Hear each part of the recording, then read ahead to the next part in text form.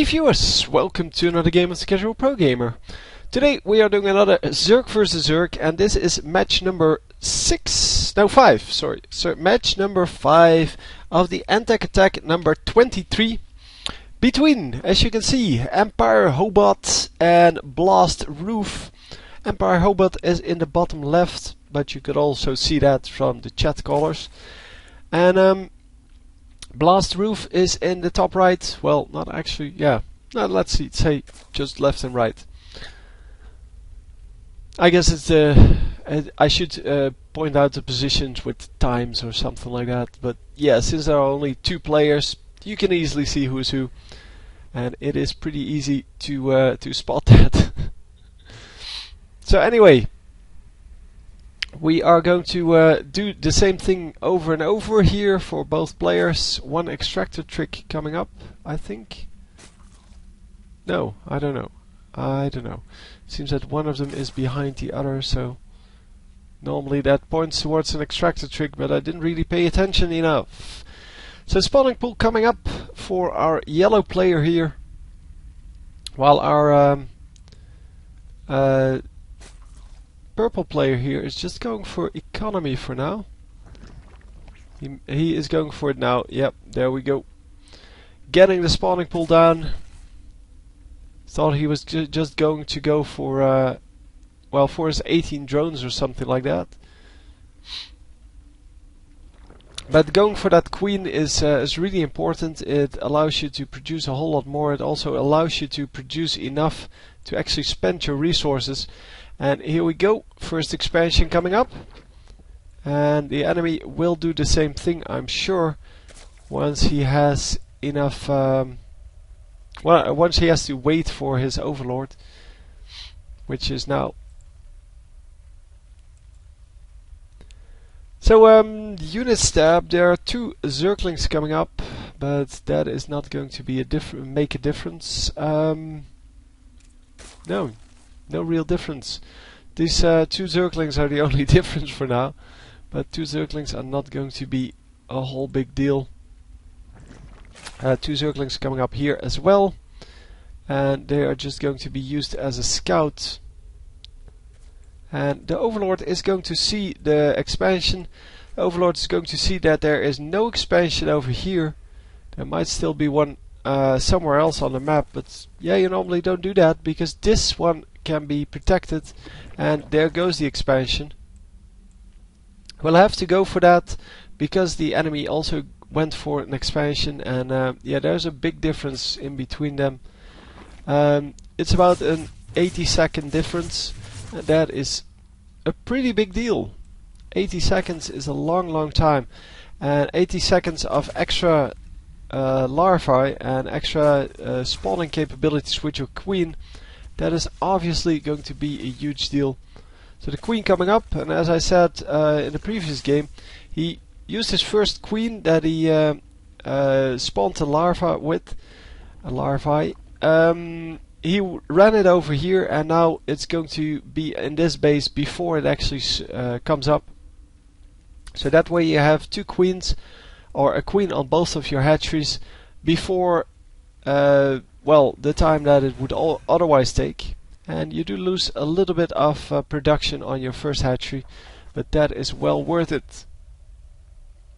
So a large amount of Zerglings coming in. They're going to try to run past, but they decide to run back instead. I don't know why they turned around though. They were past it, but apparently they were not intended as scouting Zerglings. They were supposed to be attacking Zerglings, and he just wanted to know whether he could attack it. But with 3 queens height and 3 queens on the ramp, you wouldn't have a whole lot of Zerglings left in the base. 1 Baneling coming up. Baneling nest is also coming up for the purple player. And yeah, just yeah, it's over here, but just the 1 lonely spine crawler, it seems. Oh no, hang on, 2. But yeah, normally we see them grouped together because together they obviously do more. And yeah, for the enemy, I don't really know. He hasn't been pressured at all. So he doesn't need to build anything. No, he doesn't have any spine crawlers. He is just going to be happy with his dominant position here. And yeah, he has a dominant position, and he's utilizing that to by not building spine crawlers. Because if your base is under pressure, you build these spine crawlers to hold off that pressure, to make sure that you can keep doing economy. But you lose 2 drones, plus you lose well, a decent amount of minerals for building them. And yeah, on the enemy team, you don't lose that. So pressuring an opponent's base is definitely good. He does have the spine crawler up now, but yeah, that's so much later that he could have invested that into his economy, and now with that profit that he made, built his spine crawler. So a spire coming up for a yellow player here. That is going to be huge. It's over here, I think. Yep. That is going to be huge because if that doesn't get spotted, it is really hard to hold off a big Mutalisk push. Of course, you need plenty of minerals for that, and that's... Oh no, he's not saving up. The enemy is saving up.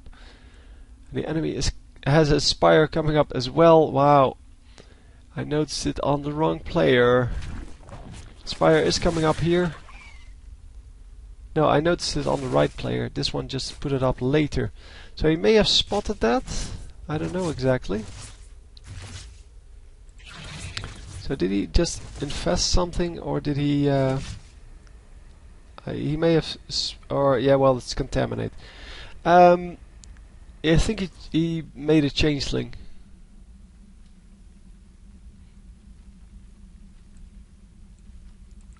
But anyhow, the spire is up, and he's going to make the flyer attacks level 1.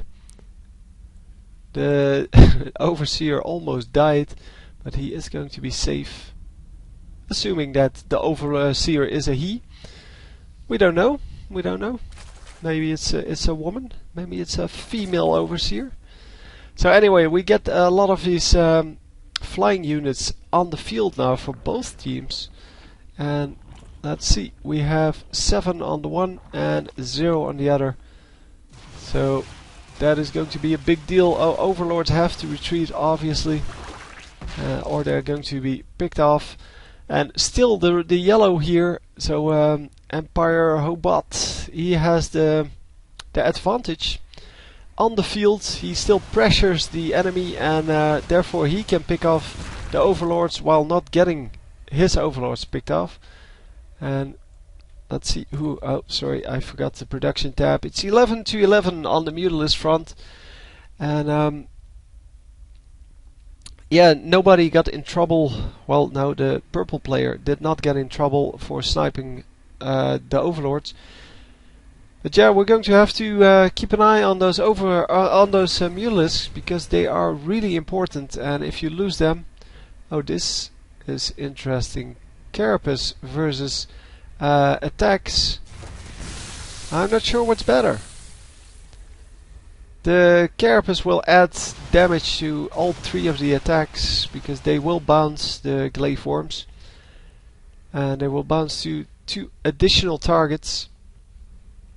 Or is it just the 1? I forgot. Yeah, well, it used to be 3 targets in StarCraft 1, and I'm assuming, or I was assuming, they transferred that into 2 as well. But okay, the Zerglings walking underneath it just to take some of the hits, because that is an important tactic, and he could have picked off some of the Zerglings there without getting hit by the Mutalisks. And it's now a Mutalisk on Mutalisk fight, and the yellow team seems to come out on top here. It is really the attack versus defense, and I think the attack removes 1 damage. And hang on, where are the Mutalisks? I missed them. No. Come on, where are they? I want to see the attack on the other Mutalisks. They're over here. So these guys have 9 damage. So it's +1 damage and -1 damage, so it should be about the same. I don't know how it works exactly. Why is there no queen? Did the queen already die? Oh, there's the queen. Oh, and there's a spore crawler there. That's why you wanted to fight over there.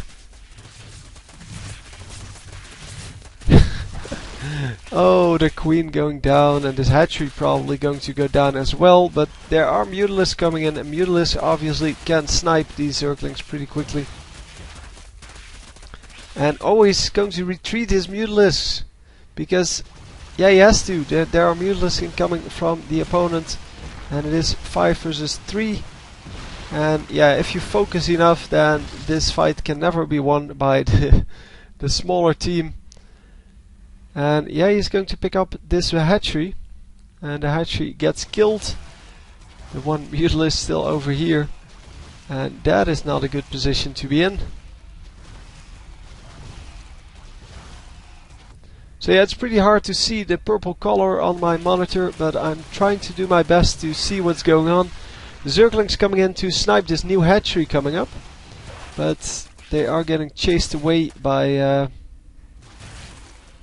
the mutalisks. And obviously there's going to be another mutalisk versus mutalisk fight. And what's this coming up? Flyer carapace level 2. Okay. So it's all about the mining now. Let's see the income. And we see that the yellow player has much more income than the purple player, meaning that he will probably end up with the win here. And yeah, that's because he has 12 more harvesters. So it's either going to be now or it's never for our purple player here. He knows he's behind, I'm assuming. And yeah, he is microing his zerglings, not his mutalisks. The mutalisks were set to attack one target at a time, and that works out really brilliantly. On this side, or yeah, the mutalisks did win the fight, but it's not going to matter. The mutalisks won the fight, and once the mutalisks win the fight, it is over. And that's just the way it is. I mean, 16 versus 1, yeah, the 16 mutalisks are going to pick off all the drones before he has a decent mutalisk army up again. And he was just producing all kinds of zerglings because he didn't have the gas. He couldn't have produced 16 mutalisks anyway. I mean, mutalisks are really expensive. Let's see how expensive. Oh, can't see that anymore. Maybe this guy. Ah, come on. I think there are 100 hundreds. So 100 mineral, 100 gas. Really, he doesn't have any larvae left. Of course. We have someone here who has no larvae left. Anyway, hope you enjoyed and I'll see you next time. GG.